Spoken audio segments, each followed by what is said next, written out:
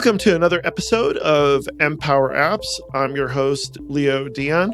With us today is Heidi Helen Pilypas. Hey, Heidi, how's it going? Hey, not too bad. So glad to have you on. We've had a lot of requests for having someone who can talk about UI design because a lot of developers have a hard time with UI design and designing their iOS app or just talking to a designer. And so I'm really glad to have you on. I've looked at a lot of your work, especially Capsicum and some of the other stuff that you've done. Just awesome stuff. I'm really excited to have you on today. Oh, thank you very much for having me. And I hope that I can describe UI design in a way that does it justice. And through a podcast, no less, without the easiness of visuals. So go ahead. For those who might not know who you are, I'll let you go ahead and introduce yourself. Sure, thanks. So my name is Heidi Helen Pilypas. I live in Adelaide, South Australia. I work on a couple of apps as a designer. So my main apps are Capsicum and When Did I? Capsicum is an app for planning your day, tracking your habits, and telling your story. We're inspired by beautiful paper planners. And then When Did I is an app for tracking when you do things, like anything you want, really. It could be making your bed, it could be brushing your teeth, it could be flossing, it could be changing the oil in your car, or even when you took your medication. That's awesome. How long have you been working on those apps? I've been working on apps for a couple of years now. I first started in 2011 when I got my first iPhone, in a very mild way, I should say, because what happened was I was just in love with all of the apps, and I was artistic myself. I went to university and studied a Bachelor of Visual Arts, and I always loved drawing and painting as a kid, and I eventually got more into design. So when I saw apps, I really wanted to get one for every area of my life, including logging my dreams. And there was an app called Dream Journal, and I downloaded it, and I noticed a few little things that could use improvement. And the app had an area for you to write a support request to the developer. So I sent off an email with a PDF document that I made where I had screenshots and I had arrows and notes about things that could use improving. And I was so excited about sending this email. I just thought I was really passionate about it and that it would be really useful. However, it can also be confronting to someone to get told there's all these issues. This is what's wrong with it. And to my surprise, I got a positive response actually. And the developer thanked me. And that developer was Ishmael Shabazz, who I work with today on our apps, including Capsicum and a couple of others. And yeah, over the years, we eventually built up to larger projects. It started with me helping him with a few design elements for one of his apps, and then it grew to more. I learned all about iOS app design through him coaching and mentoring me in it. That's awesome. So I got my bachelor's in computer science, and I've always had I wouldn't say a passion, but a desire to get better at UI design. I ended up getting a graduate degree in digital media and art technology because I was just so interested in UI. And I feel like in the last 15 years, my UI design skills have definitely atrophied. So it's something I'm really interested in. So I'm excited to have you on. You've been doing this for quite a while, it sounds like. What do you think has really changed when it comes to UI design for the iPhone? Let me see. A lot of things change over time with design patterns. So when I first got my iPhone, flat design wasn't so much of a thing. It was heavily skeuomorphic. Things were very much influenced by the real world around us. So you had actual textures in the Notes app, for instance, of paper texture and stitching in the nav bar. And Then with iOS 7, things changed. Things became more flat. And I actually really liked that. I actually really jumped on that. And when I looked at the old designs, I started thinking they were really outdated and like really thinking flat is the way and flat is the answer. Yeah, I agree. I like the flat design. I've seen this recently. I've switched over to Big Sur, and we've kind of seen that as well with Big Sur, like that kind of design update where everything is flat. Yeah. So eventually, though, over time, I've actually come to appreciate like both skeuomorphism and flat. And I really like marrying the two together to get something that is the best of both worlds. What's a good example of an app that you think does that? It's something that we try and do in Capsicum, actually, because we want it to remind people of like paper notebooks. Okay. But we also want it to be a digital experience that has the versatility of what you can do on a phone and an iPad. Hey, folks. So here's the thing. You're probably thinking to yourself, I want to build a brand new app. Or maybe you already have an app in the App Store. I think now is probably the time you're going to want to really optimize that app in the App Store. And what I mean by that, make it easy for people to find it and for people to download it. It's one thing that you can build this great app for the iPhone 12 or iOS 14 or watchOS 7. It's another thing being able to help folks who have their brand new iPhone or their hand-me-down being able to find all these new apps. And this is where App Figures really comes in. They give you everything you need to do this all in one place. So if you have a really good idea or an app idea and you want to see how many people are searching for that, App Figures is going to be your spot. If you already have an app in the App Store and you want to see what words you need to use or what terms you need to use so that people can find you easily, App Figures is for you. And it's really easy. All you have to do is use their promo code EMPOWER3030 to get 30% off for the next 3 months. That's it. That's not asking a lot. And App Figures, they don't just have this really great universal analytics dashboard. They also provide a lot of other great App Store tools for optimization. And that's really the name of the game. That's going to improve your visibility and that's going to help you find more users. App Figures has more than a decade of providing mobile analytics and insights. And they also have this new tool called the Competitor Intelligence Dashboard. And that allows you to track competitor downloads and understand what strategies you're going to use so that you can grow your bottom line.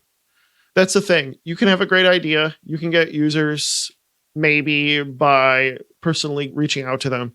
But if you can improve your visibility on the App Store, that's really the name of the game. So go ahead, head over to appfigures.com to try App Figures for free. If you like it, both the new and existing customers can use the special code EMPOWER3030 to get 30% off for the next 3 months. So go ahead, give it a shot, and let me know what you think. And if you need any help, try out some of those new app teardowns that Ariel has been doing. They've been fantastic, and they've been really providing a lot of help to me, and I think to a lot of folks, to what they need to do to get their App Store apps up and working. So go ahead and try it out with the Empower 3030, get 30% off for the next 3 months, or try the link in the show notes below. Thank you, App Figures, for sponsoring our show.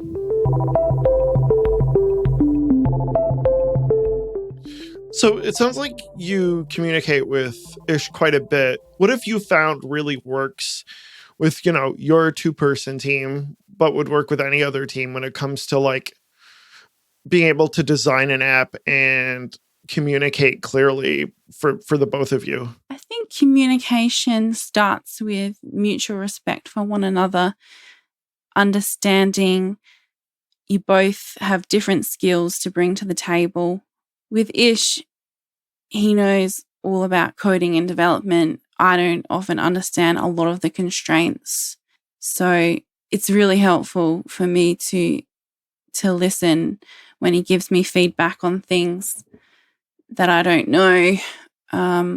Like I sometimes design things that don't actually I sometimes design things that might not actually work with the constraints of iOS. So he's able to tell me and I'm able to adapt. Can you give an example of something like that? Because like what I run into when I talk to designers, they're more acquainted with, like, for instance, Android, Mm-hmm. and they'll design it because that's what they're more acquainted to. And then it's like, yeah, well, we don't have a back button on our phones in iOS, or like that seems to me like the biggest hurdle with designers is like, or they just design an app universally, right? And then they don't realize that different operating systems have different patterns. Sure. That's exactly right. Different operating systems have different guidelines about what fits into them. I have briefly studied material design, which is developed by Google, and that is a pattern or a system that's heavily used with Android apps. However, it can also be used on the web and in iOS apps. Right. Especially like Google apps use that. Yeah, they do. But then iOS has their own components, things that are completely different. Like when I studied material design, for instance, it had a floating action button as part of the operating system. But that's not something that comes with iOS. So you have to do things in different ways that respect the platforms. Like there's more than one way of presenting information to people. There's like you could do a menu, or you could do like a modal view, or you can actually have different navigation and buttons and things. So it really depends on the platform you're designing for. It's useful to familiarize yourself with the guidelines. So Apple has their human interface guidelines on their developer website. They have guidelines for iOS, macOS, watchOS, and tvOS. And they update it every year as operating system evolves. So I read that to find out what is new, and I read it when I first started so that I got a good idea of what iOS supports. What have you seen? Anything new as far as like iOS 14 this year that's changed in the guidelines? Yeah, there's quite a lot of new things. One thing that many people are excited about is widgets on the home screen. Yeah. Ask David Smith that. David Smith actually has changed the landscape in a lot of ways with how people use their phones. I find it interesting how like one of the big features I think people are attracted by is like the customization. I was listening to the latest ATP and they were just talking about how like Apple is very much like you said, they have certain guidelines and they like try to keep it fairly strict, but people like really want to customize their home screen to the nth degree, even if it might look hideous to other folks. And like you've seen this with like widgets, you can customize colors and fonts. I know David added that recently. And then like the big thing I've heard is, I don't know if you've heard about this, but like custom icons to where people hack shortcuts to use custom icons so that they can like really customize their home screen as much as they want. And I find that really interesting, especially with like UI design, because we tend to be like, this looks pretty, this doesn't. And we try to like give people guidelines. But people want to like personalize. They want to personalize to the nth degree as much as they can. Exactly. And I think that's great as an option for users to have to make something more of their own. Have you done anything on the watch? I have looked into the watch before for projects that I've worked on, but not in great depth. But you have done iPad, correct? Yes. What is like the big differences you've seen with doing UI design on the phone versus the iPad? Well, the iPad has much more real estate. Recently in iOS 14, Apple also announced that you can have multiple column formats with the split view. Previously, it could have like 2, but now it can have more than that. And now iPad design can also be heavily sidebar based.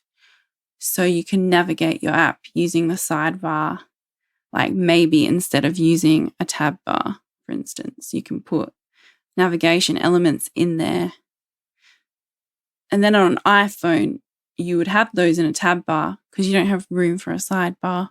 So you would have a slightly different presentation of your app depending on what screen you're using. So it sounds to me like screen sizes are a big deal as far as like designing. Like one thing I love to use on my iPad is like split screen, to where I'll have something on one side and something on the other. And by the time we release this episode, we'll have probably new iPhones out, the iPhone 12 with its new screen sizes. So what are some tips or things that you've dealt with when you're talking with Ish, especially when it comes to designing an app so that it can adapt to, the new screen sizes that we have with the new iPhones? Because like they seem to be changing every year pretty much. What have you found is like really helpful for your communication with your developers in order to make sure that your designs are like adaptable or responsive? Well, I usually mock things up in multiple sizes. I usually pick a standard iPhone size and mock up something on there, and also a standard iPad size. However, there are variations with many different sizes. I leave a lot of the rescaling up to Ish to do because I don't fully understand it all.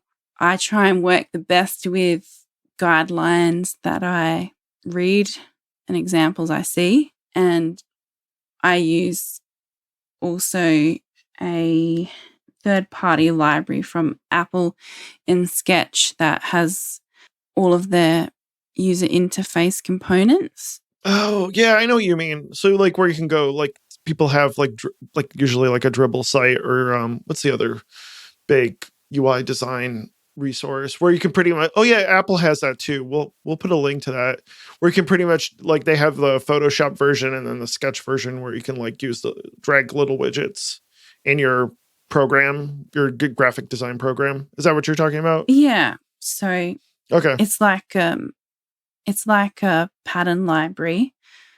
Yep. You can download it for your user interface design tool of choice. So I use Sketch. They do have a Figma version now, I think, and Photoshop as well, and even Keynote. A lot of people at Apple design in Keynote, I've heard. Nice. What are some like good tools for a developer to get started with like designing their app? Like for me, I used to be much more into like just opening up Xcode and dragging things into the storyboard and see how they look. Or, now I guess it'd be more like writing the SwiftUI code in order to design my app, because I find it to be more consistent with how it'll actually look. But then like there's obviously benefits to pulling up a graphics program and doing what you're doing with Sketch. What are some ways that I can really pick up more UI design skills and better design my apps? Sure. So some good examples of tools I used when I was learning design are Design Plus Code, which has several courses, including how to use Sketch, but it also has UI design for developers. I did a course on learning iOS design from it, which helped me get started. And it was kind of like the missing manual I needed, because even though I read the human interface guidelines from Apple, I still wasn't always fully sure where to start and even like what font sizes to pick and stuff. So it really helped me to get more of an idea. And that's Meng To's website. That's right. He founded it. He's got a lot of stuff. Exactly. And then there's another thing I came across, which is Refactoring UI. It's a book written from a developer's perspective who over time learnt tips and tricks from his designer. So that's worth checking out as well. I'll tell you a little bit about my process though. So when I am working on designing an app, I think about features that the user wants and that will help them solve their problem. So Capsicum, which I'm working on right now, a major redesign actually, we already have a lot of features in there, and I'm trying to make it a lot better at the moment using both what's new in iOS in terms of design, but also improving it based on feedback and my personal preferences, even of what is better. So what I do is I first actually draw something. I use linear sketch on my iPad to do that. However, you could also just use a piece of paper. And I actually draw like a rectangle of the screen. And then I start trying to figure out what I want to happen on there. So I'll draw all of the elements and put all of the information that I want to go on there. And while I'm drawing it, I can, it's coming to my mind what I'm going to need to use. And I find that better than just starting in software, because that can involve a lot of trial and error and even creating things from scratch, which is quite timely. So if you just draw it first, you kind of get a better idea before you go and create it in your graphic program or even in code. That sounds really cool. I want to try that app out. What was it called again? Linear Sketch by Icon Factory. Okay, yeah. Is it compatible with the Apple Pencil? Yes, it is. Awesome. Which is one thing I love about it. Yeah, I was going to say, I want to use my pencil a lot more. So, and I'm always looking for a way to use the iPad more for sketching and things like that. So that sounds awesome. So we did briefly touch on widgets and what they've brought to iOS 14. Have you done any work with widgets yet? I'm currently working on something, although I'm not ready to share the details just yet. What have you, if you can, what have you found are some of the big challenges or guidelines that you've started to follow when it comes to building widgets? I would say about widgets that it's about focusing one idea. So there's lots of things in an app. There's lots of features, and you don't want to cram too much into a widget. You can actually have multiple widgets for one app. So yeah, focus on one idea and make it easy and glanceable so that people can find out information really quickly when they look at it. You don't want it to be too dense or crowded. Hey folks, I wanted to take the opportunity to let you know about my public speaking schedule. I'll be speaking at 3 conferences over the next 2 months. By the time you hear this, I will have a couple of videos out with the online conference Back to Mac. It's basically a YouTube playlist of videos from a lot of great folks in the Swift developer community. We also have the iOS DevCamp DC, which will be on October 30th as well. I'll be speaking there. And then last but not least is NSSpain, which is an awesome conference that's been going on every year. As with 2020, this is, of course, it will be a remote conference, so you can save some money and not have to fly to Spain this year. But NSSpain is one of the most known conferences about Apple platforms. And it's going to be a continuous 36-hour conference, which sounds awesome. I will be speaking on Swift packages, dependency management of the future. And as you probably know, I use Swift packages quite a bit, so I'm really excited to speak on this topic. There's a list of other great speakers that you'll want to check out as well. If you are interested in attending and seeing some of the great conferences, you can check out NSSpain.com. But you can also use the promo code EmpowerApps to get 10% off. So you have no reason not to attend this fantastic conference. Again, that promo code is EmpowerApps, EmpowerApps, and get 10% off your ticket to NSSpain this year. So definitely check that out. Thank you so much for listening to the show. The list of conferences and the promo code for NSSpain will be in the show notes for this episode. And I look forward to seeing you remotely at these conferences this year. Thank you again. It sounds a lot like watch complications in a lot of ways. From what I've heard from people who do watch complications, it essentially is moving it's doing the same thing except on the iPhone home screen. And like I like you use the term glanceable because that's exactly what it is. It's like I just want to get all the information I need quickly by just looking at my home phone screen. Exactly. And I would say, like, with watches, like, I find, like, all the little apps, like, you still have to open them to get lots of information. But I find that widgets on the home screen are a lot more easy to look at on the iPhone. Right. I agree because like the weather on the watch or temperature, for instance, it'll only tell me the temperature right now, but I'm actually more interested in the forecast. Whereas the weather widget on the phone, like it'll actually give me like a graph to see, oh, hey, this is sweater weather. This isn't shorts weather, which is what I really care about when I'm looking at the weather. So yeah, that's really interesting.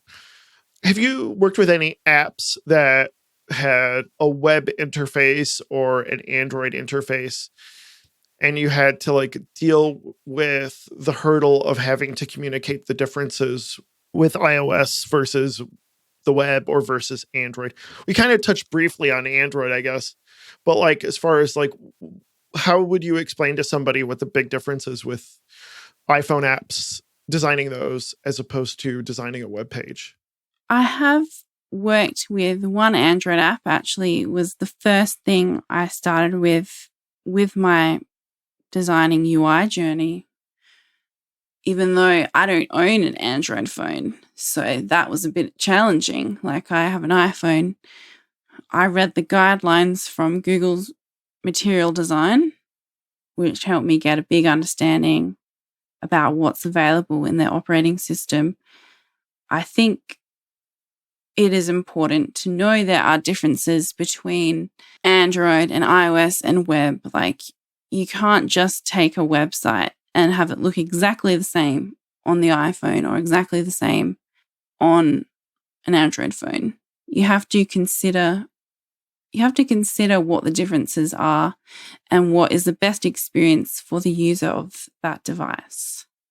Yeah, it seems like a lot of companies and businesses, they just want to take the shortcut. And we constantly get this question about like cross-platform tools. Like, I just want to build it once and have it use everywhere. And I mean, it's okay when you're first starting off, I think, but like if you really want a good looking app, building it natively and designing it for that native interface is always like the best guideline to follow in the long run. It seems like, um, you know, even on the desktop, you see this with Slack, for instance, where it's like it's all built in Electron and it looks the same, but it has its own little quirks and ways of doing things. That can be a headache, honestly, for some Mac users. Yeah. You want to do things that the user of that operating system is familiar with. You don't want to make people have to relearn how to interact with everything. So iOS has navigation bars and tab bars and toolbars. You don't want to suddenly redesign the whole way that is done in a way that isn't familiar to people. Ironically, like on the desktop, I'm a cheapskate and I use GIMP and Inkscape for my graphic design right now. But I'm willing to spend some money, but I haven't found the ideal desktop app yet. And like those apps, like they use some cross-platform stuff. It is a mess to like half of the keyboard shortcuts work or they work differently. And they're all built on this like cross-platform layer. And yeah, they're graphic design apps, but I know why people spend money on graphic design apps, because these ones are just like the interface is totally not matching with the pattern that you would expect on Mac OS. So yeah, I need to spend some money on Sketch or something because, yeah, it's okay. It works okay, but I could use a better app. I definitely highly recommend Sketch. I've been using it for several years. Yeah, it seems like that's been the most popular one. What are some other mistakes that you've seen teams make, or maybe mistakes that you've made that you wish you knew about earlier when it came to like building an app when I'm talking about is like, when you've tried to like communicate different ideas or build different concepts between you and Ish or whoever you're working with on an iOS app? One mistake is a lack of communication.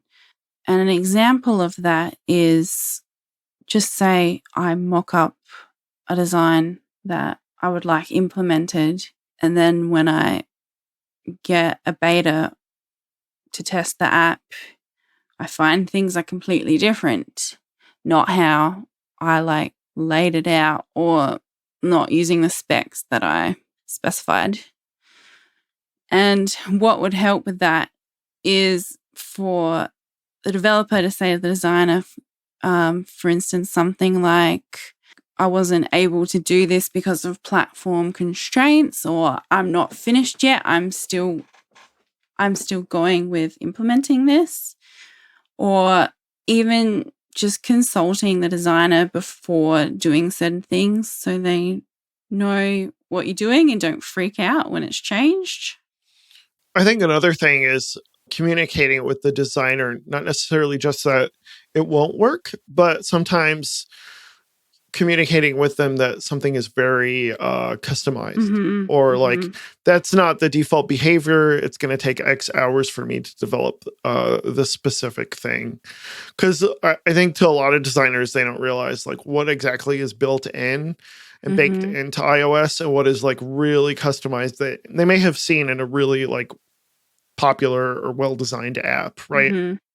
For instance, like you said, with the action button, right? That Material Design has, it's going to take a lot of work, or you're going to have to import some third-party library, and it's going to be a headache to maintain. And I think it's helpful that those considerations are communicated with the designer as well. Yeah.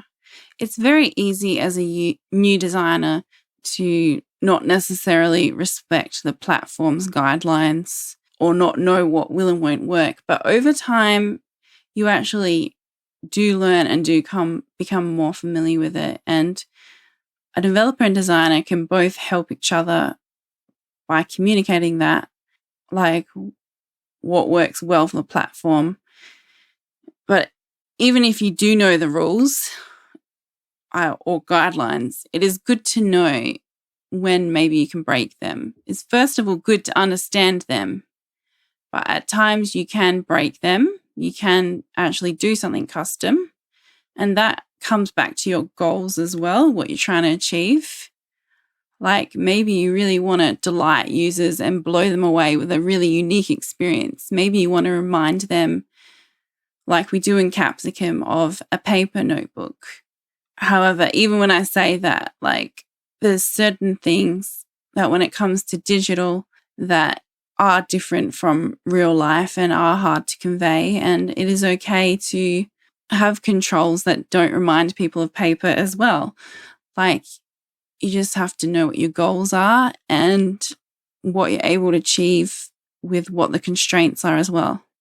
One issue that I think designers can run into is designing everything as customized as possible, but not designing it in a consistent way. And I've seen this idea from web design folks about atomic web design. I don't know if you've heard of it, but the idea of where you design it a bullet or a button or a radio button or a checkbox, and then as an atom essentially, and then you build molecules, which is a whole list or checkbox list, and then it grows from there essentially. Have you seen anything as far as an iOS design where you have this idea of keeping consistency by designing specific features? Now, obviously, Apple has made it encourages a much more default design, but what have you found? Has there been anything like this atomic design idea which helps with consistency in your iOS app? So atomic design can work with iOS because it's a methodology that is for all user interfaces, even though the author of it is a web designer himself. So I have been reading about it in preparation for this podcast and learning a little bit about it. And I will say that when it comes to iOS and working together with a team on an iOS project, that a pattern library helps. And I believe that is something that Brad Frost covers with Atomic Design. So a pattern library is components that you use in your design when you design something or even work in a team of multiple designers, you don't want everything to be designed from scratch every single time, because that's going to lead to inconsistencies. You want to have like a system that you can refer to. So you can use a pattern library for that. A design system is even larger than a pattern library. Like, a design system includes more than just your components. Like, a design system might include like colors, it might include descriptions of why you're doing things and where you're using them. It's a lot more documented. But anyway, going back to a pattern library, for my projects, I use Symbols and Sketch, which are reusable components. And like I mentioned earlier, I use a third-party library from Apple that contains all of their standard UI components. And I do aim to use system controls where possible, because they do require less work to implement and users are more familiar with them. And I create custom UI when it adds something to the project or it meets a specific need. And then I export my designs to Zeppelin, which is a software that both me and my developer use to help with collaboration.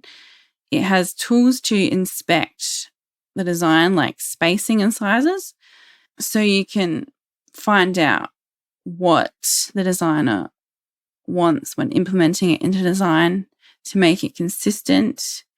And you can also export individual components like a button to Zeppelin, so that helps other team members know what the specifications are. And you could build your pattern library in Zeppelin if you wanted, but there's probably many other tools and places where you could build them. I'm really curious if like SwiftUI is going to make it easier to create like pattern libraries, because then you could like codify everything. Have you or Ish worked with, well, I guess more Ish, worked with SwiftUI yet? Yeah, Ish has been working with SwiftUI. We're actually rebuilding Capsicum in SwiftUI. Oh, all the way? I believe so. Wow. What does he talk to you about as far as like how that might change UI design for the both of you? Well, he has let me know sometimes that certain things aren't possible with SwiftUI yet. So I might have to adapt my design sometimes. Like, SwiftUI is evolving, so it adds more functionality over time. Have you been brave enough to look at any SwiftUI code yet? I have actually. I actually started doing 100 days of SwiftUI from Paul Hudson on his Hacking with Swift website. Awesome. I've gotten about 30 days into it, but I'm also I'm a little bit out of touch at the moment because I've had a lengthy break while I work on redesigning Capsicum, and I really need to get back to it too. What's your initial feeling about designing with SwiftUI? As a designer, I guess. My initial feeling is that it makes it easy to build out the interface. It has modifiers that I can use to specify things like padding. That makes it easier to build things from what I've heard, because prior to SwiftUI, it was a lot more complicated to write code, and it required a lot more lines and a lot more knowledge to do something than what you can do with SwiftUI. Yeah, I'd agree. I think it's brings the ease of like HTML editing to building iOS interfaces. And like, I don't know if you've worked with any of the preview stuff that you can do in Xcode, but like you can actually see what you're doing. Source of truth is the term I've heard. Whereas like doing it in Swift or Objective-C, doing your UI that way is a pain in the neck. And then with storyboards or zibs, you can never do it textually. You had to open up and do it in the GUI, and that was always a pain in the neck. Yeah, no, I haven't used the old system, and You're lucky. I think for developers who know the old and current system, since that's still an option and very much encouraged to use as well. Learning SwiftUI can still be a learning curve and still require lots of patience and new skills to learn. So if you come to it brand new without any coding background before doing it, I think it's a good place to start. Have you and Ish talked about putting Capsicum on the Mac? Yes, we have. One thing with using SwiftUI and having a really good iPad app is that can come over to the Mac really easy. So it sounds like you're thinking of doing Catalyst, I guess? Well, I don't know if we need to use Catalyst or not, because I think I read that you use Catalyst for apps that aren't pure SwiftUI, but with pure SwiftUI, you should be able to work on the Mac. Yeah, you're exactly correct. Yes. It really depends, I think, on what our code needs and as we get further along. Ish would definitely know more about that than me. But our first focus is on like really getting it to look good on the iPad, because even though when we originally started working on Capsicum, we really wanted it to be good on iPad, because that is the size of a notebook typically. It's larger than an iPhone. Like, I still focused on iPhone designs when I was creating mock-ups on my computer, and I didn't have an iPad right at the beginning of us working on it either. So it was something that I didn't prioritize as much. But now, as we're really working on a big remake to make it even better, it is something we're prioritizing. It's something Ish has always wanted to prioritize, but I was the hesitant one, and I was taking my time with that. But now that's really what we're working on.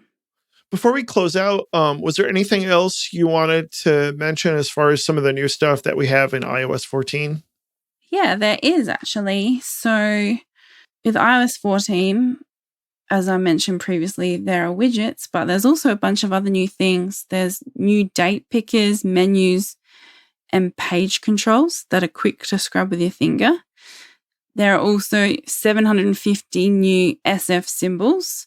So SF symbols are symbols Apple provides that integrate with the San Francisco font, which is the system font on iOS. I love SF symbols, and now they have it working in Mac OS as well, which is awesome.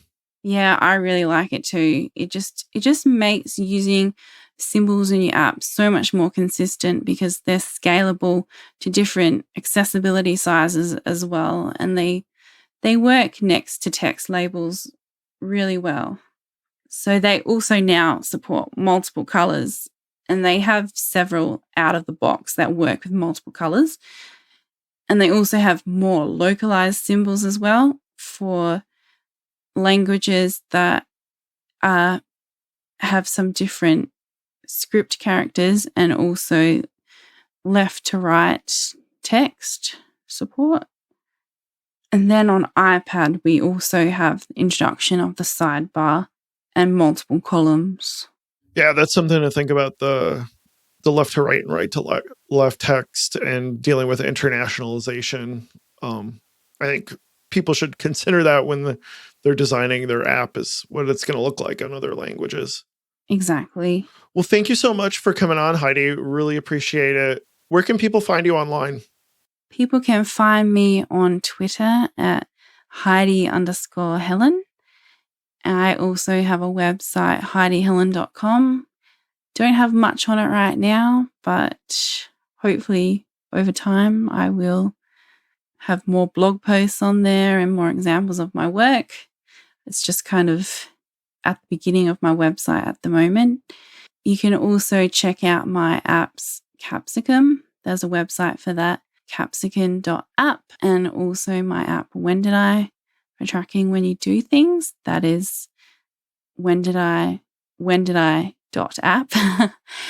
and they're both available on the iOS App Store, not available for Android or any other platforms at the moment anyway. Yeah. Well, thank you so much for coming on. We'll have links to that in the show notes as well. Folks can find me on Twitter at LeoGDion. My company is Bright Digit. If you could take some time to add a review to Apple Podcast or Google Podcasts or Spotify, I'd really appreciate it. And if there's anything that you want to talk about or you want to hear more about, please let me know. Send me a DM on Twitter or send me a tweet and let me know what you think. Really appreciate it. And we look forward to talking to you again. Thank you.